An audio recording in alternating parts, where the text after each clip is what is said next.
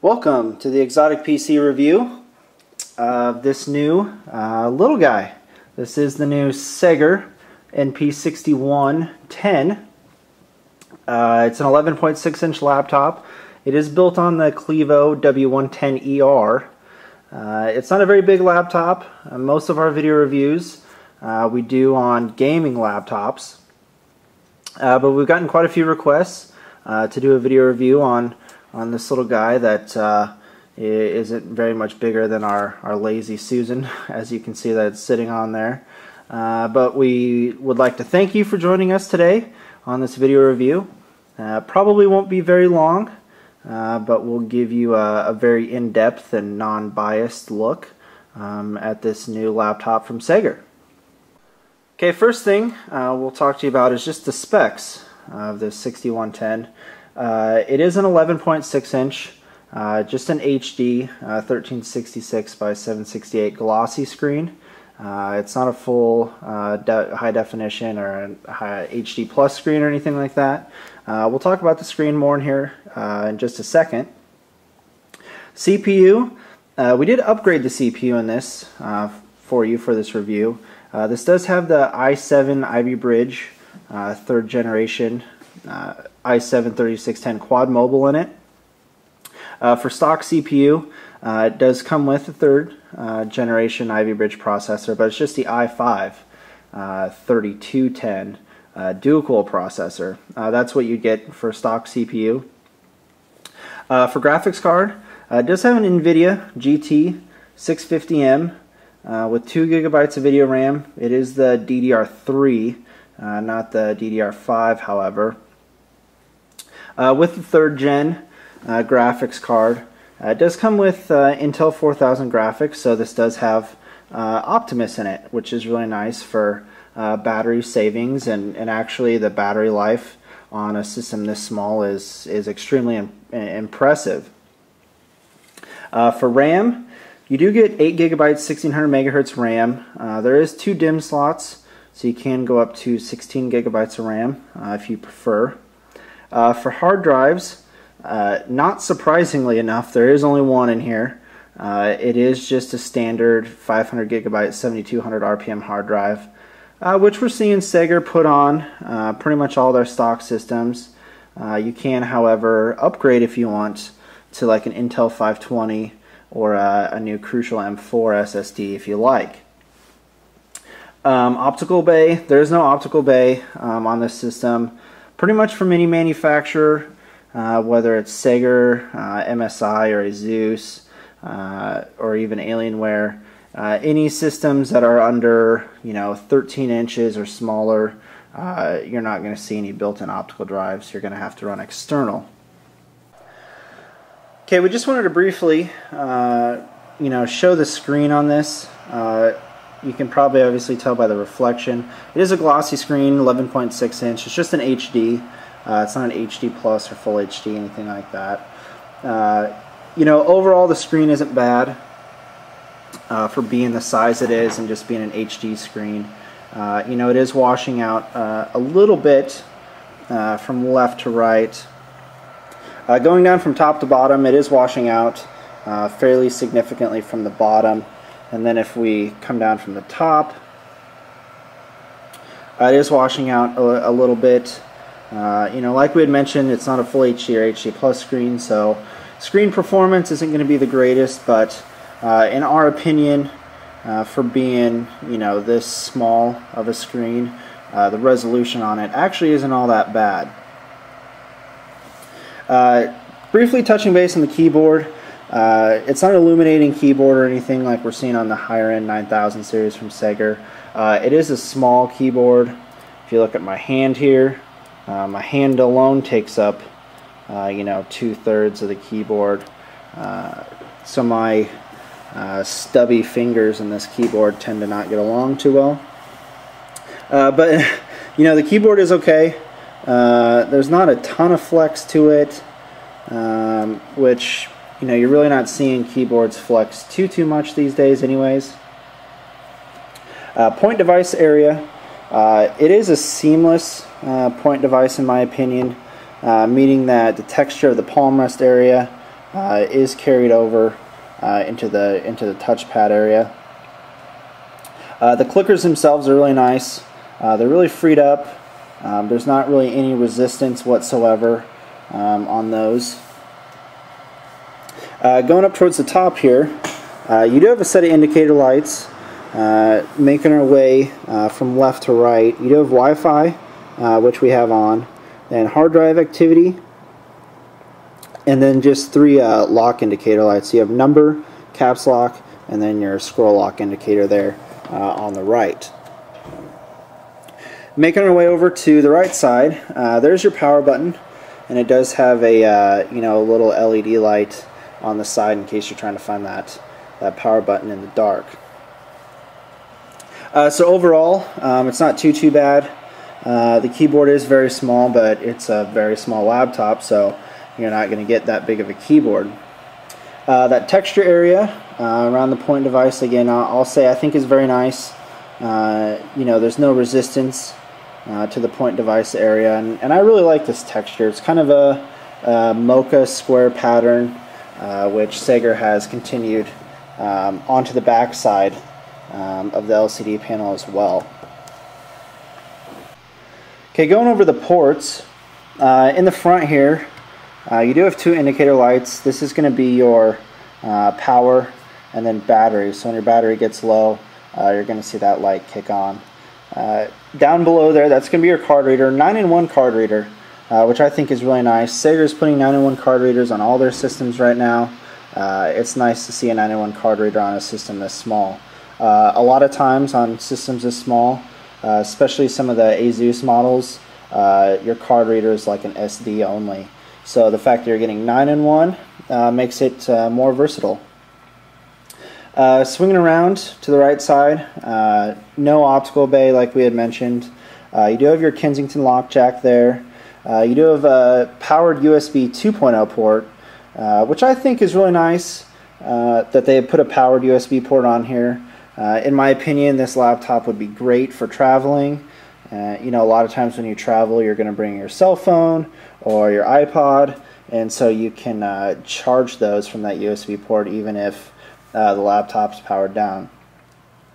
That's going to be your DC power input there on the right, and then there again is that LED indicator light right next to the power. Swinging around to the back side, there's no ports or anything. Right in there in the middle, that's going to be your 6-cell battery. That is 62.16 watt per hour 6-cell battery. Finishing up on the left side, you do have a RJ45 Ethernet LAN port. You do have a VGA 15-pin port if you wanted to run to an external monitor. It's nice that they're putting that on there. I prefer the VGA ports myself. On some of the higher end Sagers, you're seeing DVI ports, but on this 6110, it's VGA.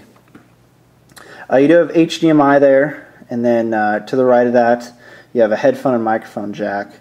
And you can see right under there, that's going to be your only exhaust vent on this little 6110. And actually here in just a few minutes, we'll show you some thermal temperatures so you can see how much heat that area and this laptop in general is putting out. And then to wrap up, there on the right, you do have 2 USB 3.0 ports. So even on a system this small, you are getting 3 USB ports. You have 2 3.0s and then just that one 2.0 over here.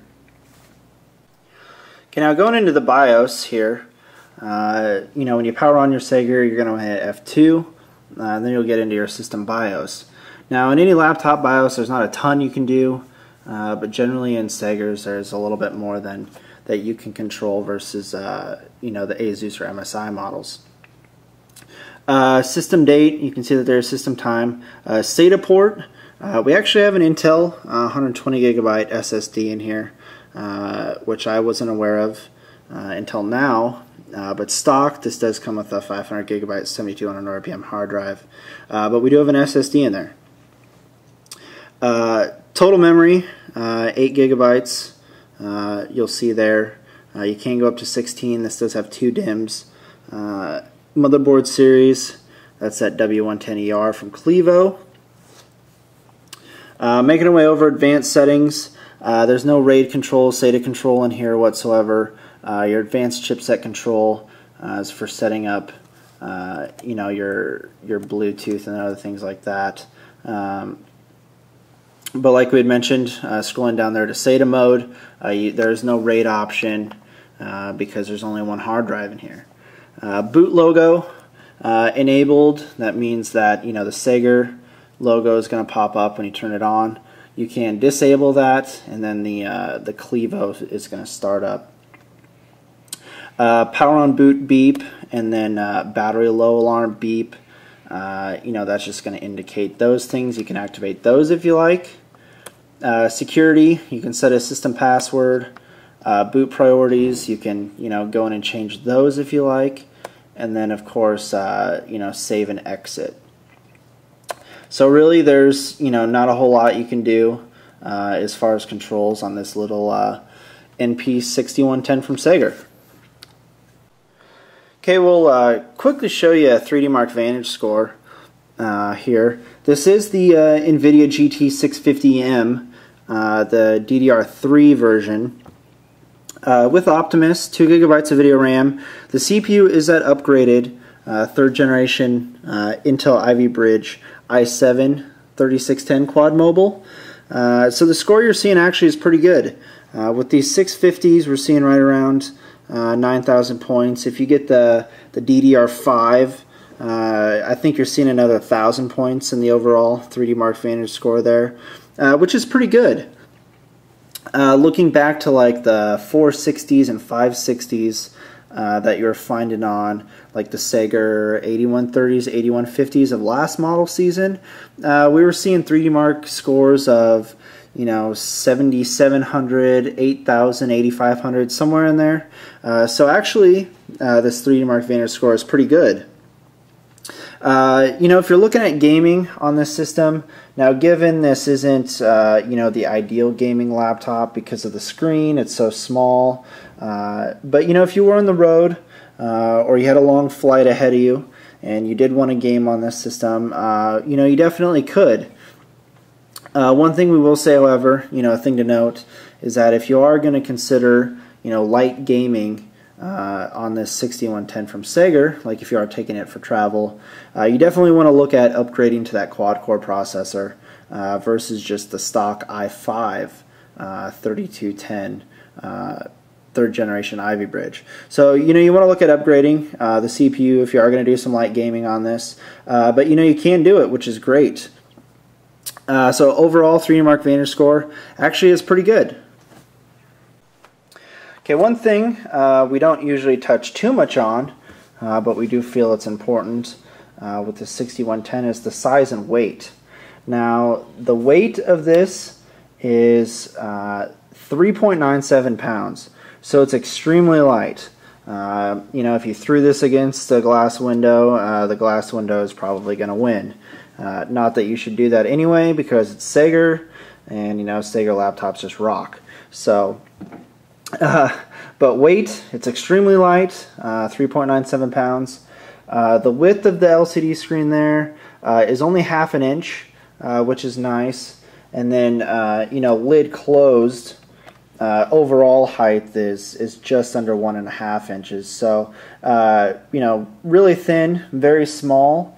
The width on this is going to be 11.3 inches wide, and then the depth on it is just over 8 inches. So it's extremely small. You can see that, you know, our little turntable Lazy Susan there, it's about the same size actually. You know, so it's very small, which I think is great, having such a portable laptop come from Sager. I don't think we've ever seen them, or at least not in a long time, release a laptop that was this small.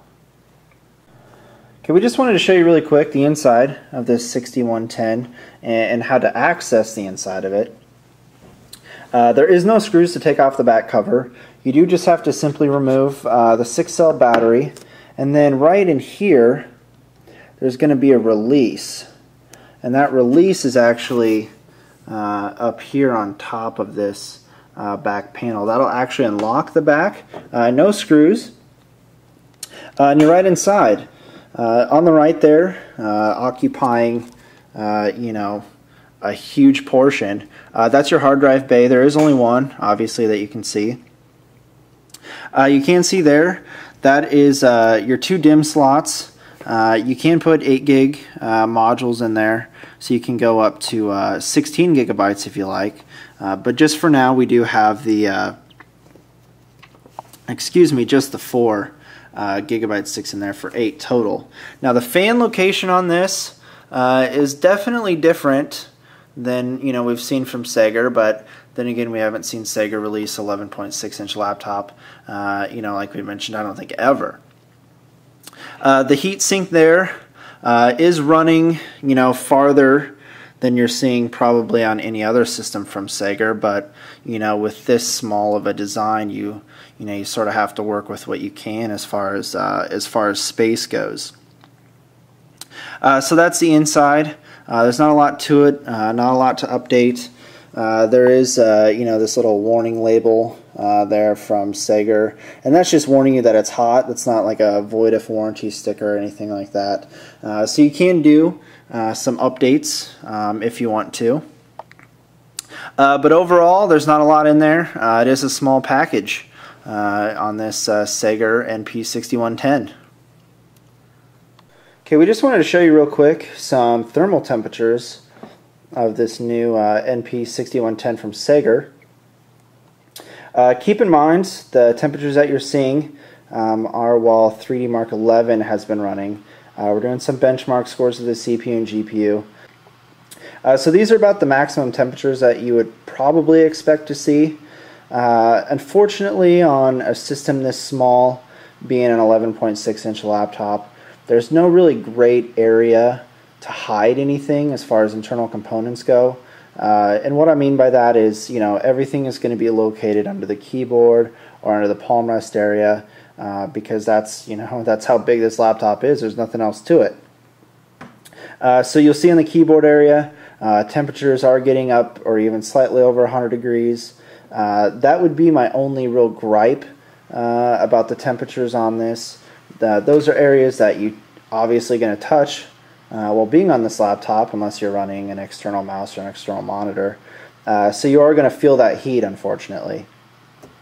Looking at the exhaust vent, I don't know if we mentioned earlier or not, there is only one exhaust vent, and it's located on the left side that you'll see there right underneath the ports. And it is pushing out a lot of hot air, which is fine. That's what exhaust vents are designed to do. Looking at the underside temperatures, that sort of bluish square you're seeing in there, that's going to be the fan, and so that's why that area is significantly cooler than the rest. But as far as what the underside looks like for temperatures, nothing really abnormal. It is a little bit warm, but like we had mentioned, we are running some 3D Mark 11 scores of the CPU and GPU. For AC adapter, this one you're seeing temperatures at like 105 degrees, which isn't anything abnormal. Pretty much all AC adapters are going to run between 100 and 115 degrees-ish for temperatures. Not sure if we mentioned or not about the AC adapter. This is a 120 watt AC adapter. Sega is sending these when you upgrade to that i7 3610 quad mobile. You do get 120 watt. If you do just get the i5 3210 mobile processor, the stock processor, you are just going to get a 90 watt AC adapter. So yeah, I just wanted to show you that really quick as well. Okay, we briefly just wanted to unbox the 6110 for you, just so you know how it looks. Power cord and your AC adapter are going to be here on the right. Hopefully I can get this out one-handed. I'll pull that out for you. This again is that 120 watt AC adapter that comes with the i7. When you upgrade, again, if you go with the stock i5, you're just going to get a 90 watt in there. Your general packet of information from Sega. Windows 7, you can actually now upgrade to Windows 8 for just 15 bucks, which is really nice. And pulling out your 6110, it is very light there. It's about as heavy as the box. Like we mentioned, it's just under 4 pounds. Nice styrofoam padding, going to be wrapped in plastic, and that's how your 6110 is going to arrive at your door. And thank you again for watching Exotic PC's video review of the new Sega NP6110. This little laptop is really nice, and you know, when you compare it to some of the other notable ASUS quote-unquote business laptops, in our opinion, this would probably be our first pick. One of the reasons being is it does have that new NVIDIA GT 650 in it. A lot of other comparable systems are actually going to be more expensive, and you only get like a 630 or a 610 in it. This does have that 650 in it, which is really nice. Another thing to note too, you know, especially if you're looking at gaming on this, you can upgrade to the i7-3610 Quad Mobile, the new Ivy Bridge, which is also nice as far as you know, a CPU that you can upgrade to. Very nice laptop. You know, if I was traveling, this would definitely probably be my top choice for a mobile laptop, because you can, with the right internal components, do some light gaming on it. You know, go to our website if you like and check out this laptop at exoticpc.com. That's www.xoticpc.com, and check it out and customize yours. The price point is just right. I think it's right around just under $700. Which is an amazing price for a system like this, even with the stock CPU and then with the graphics card that you get in here. It's just amazing. Again, if you have any comments or feedback, you can feel free to leave those below in our YouTube comments box on this page and let us know what you think. So thank you again for watching, and we'll see you in the next review.